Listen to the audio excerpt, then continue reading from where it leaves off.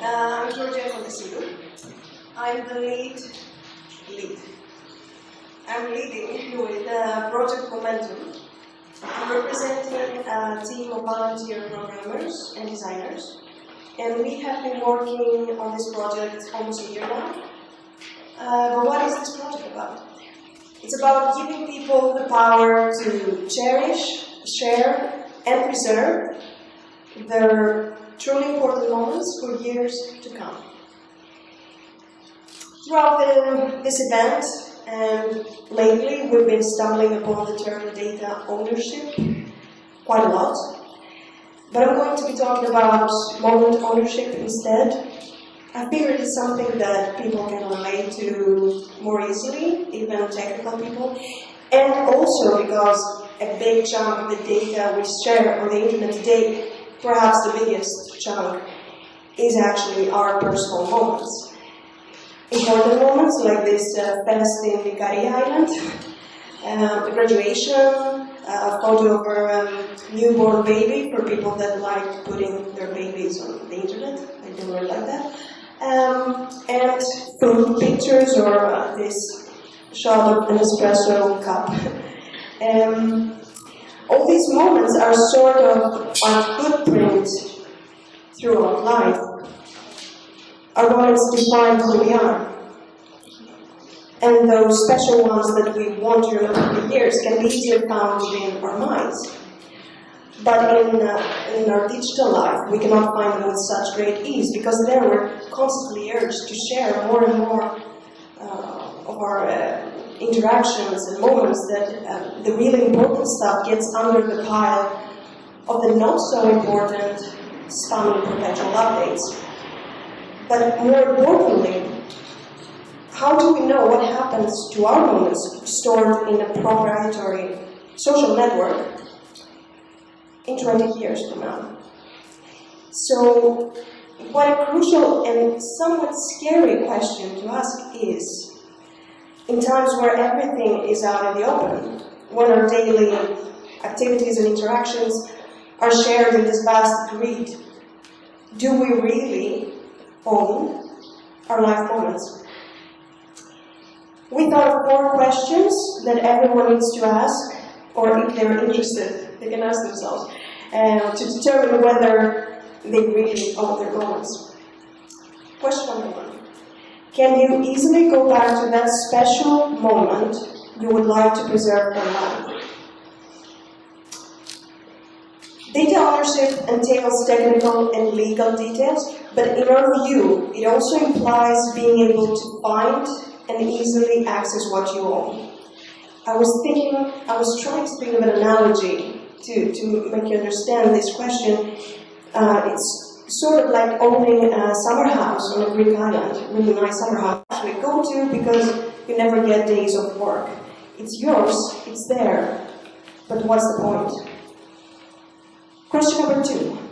Can you keep these moments private and secure? That's self-explanatory, really. You don't want people spying on you. You want to have the power to select which people you share your moments with. And if I may add here, you want security and privacy to be a default. You don't want to go through thousands of settings to achieve it. Question number 3. Can you trust that your moments will be there in 20 years' time? We think that owning is not only about here and now. It's about long-term access to your moments and how your moments will be available for future generations, for your children and grandchildren, like those photo albums that we used to pass generation to generation, the pictures from my grandmother's wedding that I still keep. What happens to our moments in the long run? Finally, do your moments define you? Do your moments define you? That's a baffling question, but it's kind of more philosophical in a way. And we're under the Attica sky where philosophy was born, so I think it's a good opportunity to answer this question.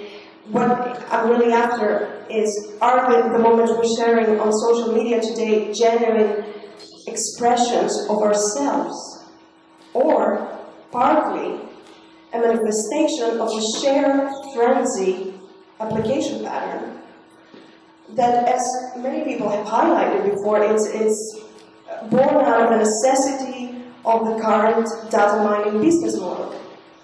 A model that urges us to share constantly our experience and interactions in order to create profit for advertising companies. And don't get me wrong, I don't really have a problem. No, I actually do have a problem with advertising companies. But that's not the point. The point is that we need to be able to distinguish between these perpetual updates of our constantly fluctuating self and the really important moments that define us, that are the constants in our life. And we need tools to do that. We need decluttering tools that will highlight those very moments that really define us and leave the rest of the stuff for other platforms. It's self-explanatory that if you've answered no to any of these questions, then you don't really own your moments, as far as we're concerned. We need more human-centric, human-scale, manageable scaling applications that don't reduce us to data-generating ad-clicking bots, that give us the power to own our life moments. And that's what we're trying to build with Momentum. We're trying to build an application that enables people to share, cherish, and preserve their truly important moments with their friends and family for life. It's a nice mix of an archiving and social networking app. And I read a quote on fsfp.org recently, and it says, there's no cloud, just other people's computers. And I think that's the beauty of distributed protocols, and that's the idea behind Momentum. It's a small cloud of friends. It's an organic application pattern. First I'll speak about the features that we're supporting now, and the project is currently under development. So what we want to do is to give the users the power to define their multiple isolated circles of friends or family, share with them their moments, picture, video, whatever.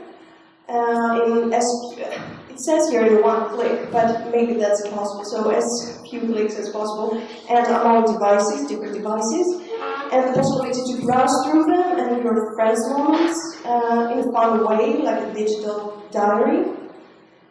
And the way it's built right now, it gives you this built-in backup restore functionality. Sort of when you're sharing a picture through Momentum, say a picture, this photo will get, each of your friends that you're sharing with will get an exact copy of this photo. So if you lose it, you can ask it back from your friends. It's the same thing I do with my house keys. I make a copy, I give it to my boyfriend, and if I lose it, I get it back. We think it's an organic application pattern that combines actions which are naturally linked in the real world.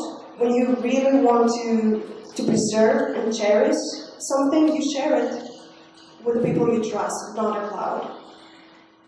We're currently developing the application. It's going to be a mobile application, but also a desktop application. And a public alpha will be available soon. Based on the user response, we are planning on launching a fundraising campaign. So help us build Momentum. Sign up on the site, follow us on Twitter, or read our blog posts on Medium. We're quite active there. And if you have any suggestions or concerns or any impressions, please communicate them with us. We'd love to shape this project together. I would personally like to thank the Greek Free Open Source Society and Innovatis for having me here. believe, we at Momentum believe that we believe in change from bottom up. We believe in small ideas that start within a group of friends and magically sync with other great ideas and collide and overlap and start building actually momentum to steer things up. So if we leave this room, I would be happy, if each and every one of us spread the word and let people know that something is starting to change. Thank you.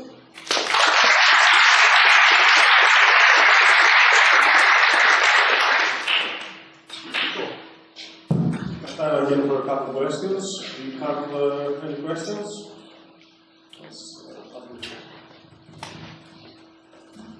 Thank you very much. I'm not quite sure whether Momentum's main objective is to secure the bilateral content transaction or to create a decentralized peer-to-peer social network. Because I'm quite confused on your main aim. That is, if I exchange content with my peer, is this your main objective, just to secure that this transaction won't be open to the wider public sphere? Or you target basically on the distributed construction of your network? None of these are our aims. This is the way to reach our aim, if I understand your... My main concern is whether your basic... where do you aim at? Do you aim at a secure content exchange, or do you aim at the creation of a decentralized network? Creating a decentralized network, it sounds so big, but we're planning on something very small scale. So 10 people. It's not a large scale. It's not a large scale thing. We're not trying to build a social network like Facebook or Diaspora or something like that. We want the network to be an organic, small network of people that you absolutely trust and that you want to share your truly important moments with. Personally, if I speak from personal experience, I talk every day with a handful of people. I talk with a lot of people throughout the month, but every day, every single day, I speak with 2 or 3 people every day. So the distributed network you're talking about, it sounds a bit too big, but it is a distributed network in the end. It's a way to achieve what we want, but what we really want is to give people a nice, useful, pleasurable alternative to share their really important moments. And by saying, when I say really important moments, you cannot restrict people to share whatever they want. They can share long cuts and videos and whatever, but we would like eventually users to understand the value of the things they're sharing and to focus on the important stuff and create their own digital diaries that they can share with friends. So that's all right. I don't know if that answered you. So, second question. Hello, I'm Heracles Papatheodorou. I'm an architect and also a founder in a small business that we're trying to make something about Athens and architecture and bring information to people. That's all right. I was wondering whether Momentum is actually an interconnected medium. Do you plan to make it easy for other services to hang on to Momentum, or will the users be essentially closed in a silo, essentially what Facebook or Twitter is? Because it may be decentralized, but that doesn't solve the problem of exclusion of people not using Momentum. So, what is your stance on this? I'm not sure I understand the term exclusion in this sense. If I may explain it better, will everybody have to use Momentum to be able to connect to other Momentum users, or will they be able to use their own mediums? Because this is built on XMPP, and it's an open protocol, and you can use other servers to connect with Momentum, and you can build your own Momentum-like platform, and you can add Momentum users from within your platform and communicate with them. It's no problem. So, probably we have time for another one, the last one. Who would like to have? Okay. Hi. I would like to ask, since we're talking about the peer-to-peer network, my files, my data, where are they stored? Because right now this is a local project, but we should start thinking, what about tomorrow, in 20 years? My data, where will it be stored? Someone who I can trust? How can I trust him? Nothing in the internet is secure. We give you the, okay, how can you trust Momentum to do the transferring, you mean? Not only the transferring, but the backup. Oh, the files will be directly stored in your friend's devices. There's nothing in between. Momentum, we will have a directory service that connects you to, but then from that point on, the file transfer is direct, and your files reside in your friend's local storage. So it's a matter of whether you trust your friends. It's only about friends, or isn't it like a peer-to-peer network? No, because you create your network. There's no other peers. You create your peers. If I add you, and we have a peer group. Okay, so thanks a lot. Again, we'll have tomorrow's day.